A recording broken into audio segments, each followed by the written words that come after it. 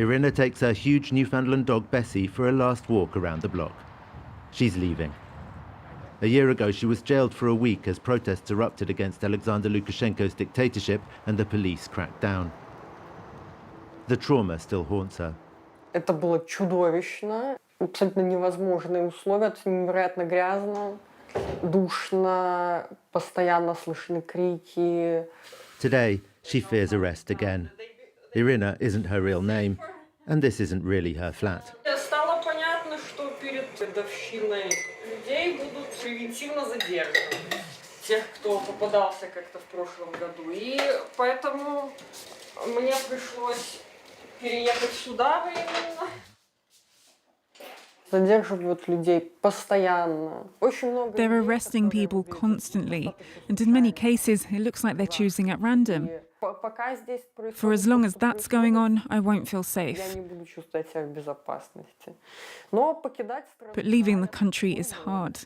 It's my home, and it's not a very nice feeling to be kicked out of my own home.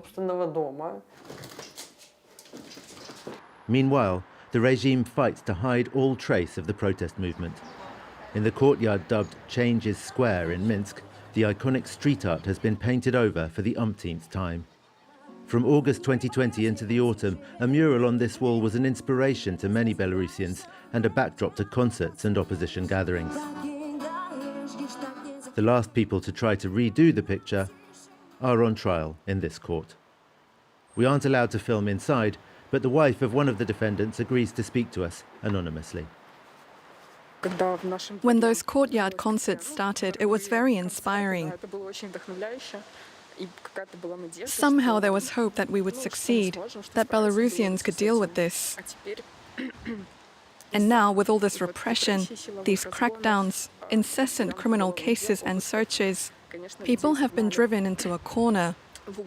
She says she dreams of going as far away from Belarus as possible, but can't leave now. I'm not prepared to leave my loved ones behind.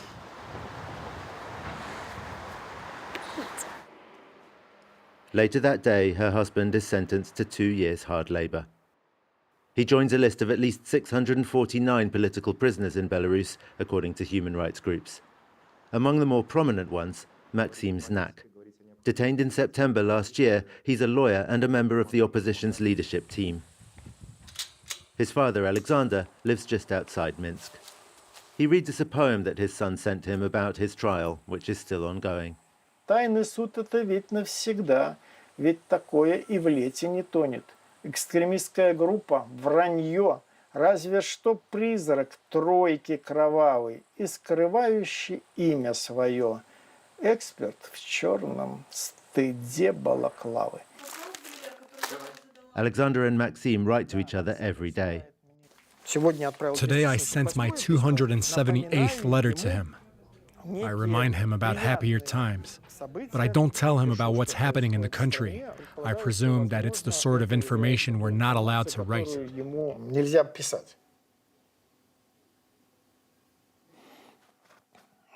The repression we're under now is worse than in Soviet times. It really is much worse. Much worse. Znak refuses to hide his identity and views or to contemplate leaving the country he loves.